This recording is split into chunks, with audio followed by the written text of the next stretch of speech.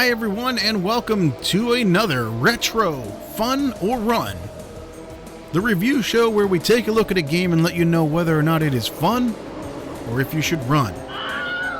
The game in question today is one of the original PlayStation games, Moto Racer.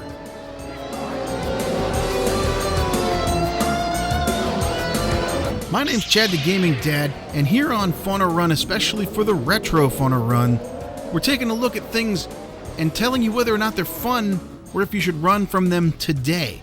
Even if they were great in the past, do they hold up? Do they stand up to the test of time? So Moto Racer is in question today on Fun or Run. Let's take a look at Moto Racer. It came out on PC and then to the original PlayStation in November of 1997. This thing is just over 20 years old now. So when Moto Racer was released back in 97, it did pretty well. Well enough to get some sequels.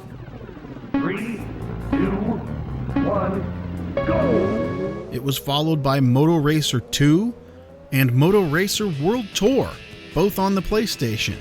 Moto Racer 2 is a lot like Moto Racer 1, except for there's just something about it that is missing. Maybe it's the music. I don't know. The music in Moto Racer 2 sounds more like something that should be in a Tony Hawk skating game.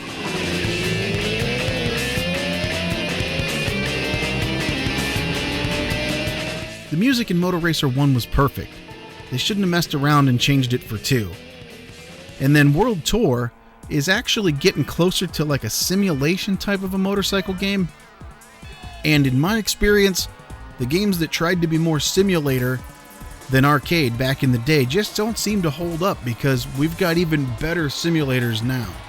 The other thing World Tour doesn't have going for it is that it has bad sound and also some pretty tough controls.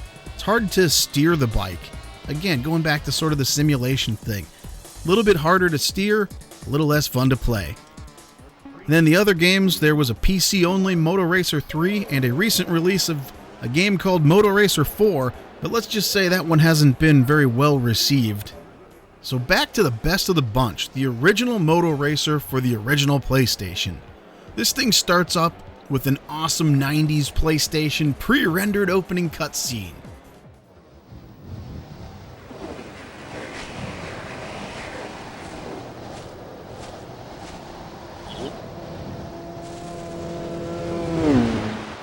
You couldn't escape these back then. This one's one of the best. The game has 8 tracks, 4 of which you unlock as you go. The game also has tons of other things to unlock, or you could just put in some cheat codes. You can unlock things like all the tracks, different bikes, more bikes, different ways that you can sit on the bike with a rider, without a rider, and then the really cool one is pocket mode, where you ride on these tiny little bikes.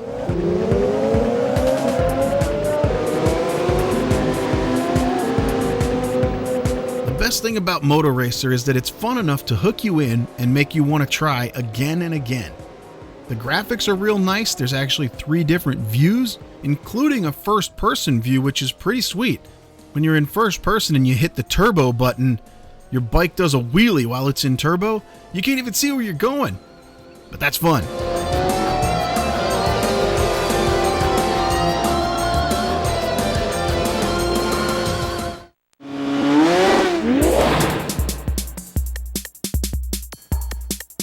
You can choose to play single races or time trials, and then there's championships where you go through a set of races and that actually unlocks more stuff once you complete those.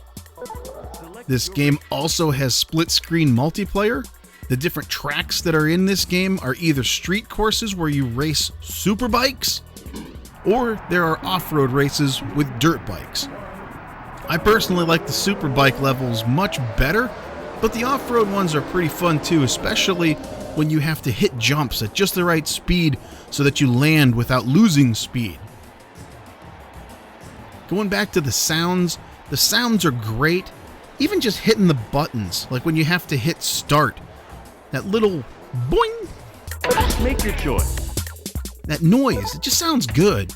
Makes you feel happy, I don't know.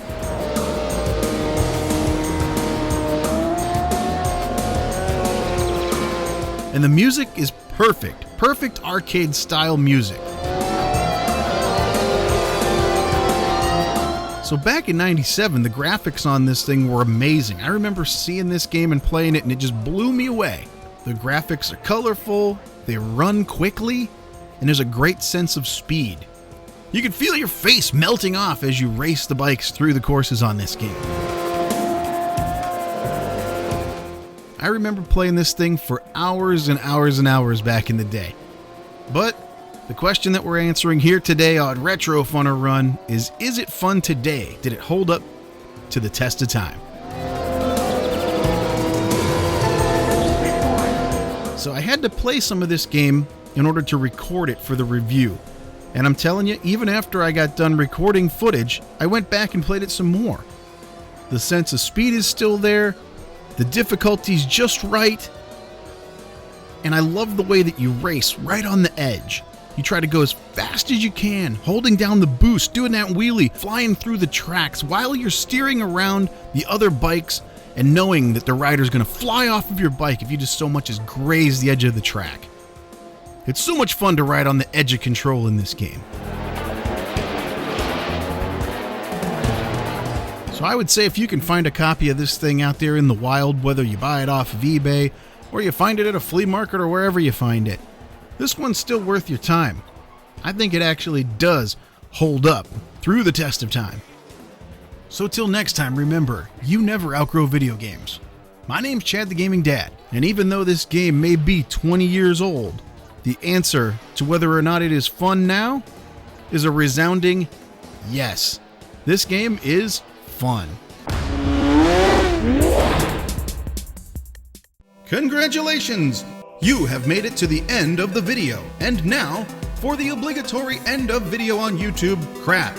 Honestly, everybody, thanks for watching. I hope you did like it. If you did, please share it with your friends, like, subscribe, and comment, because you know that's the only way that we can appease the robots that rule us on YouTube with all of the algorithms. There are links in the description as well if you would like to help the channel further. But really, thanks for watching, and we'll see you on the next one.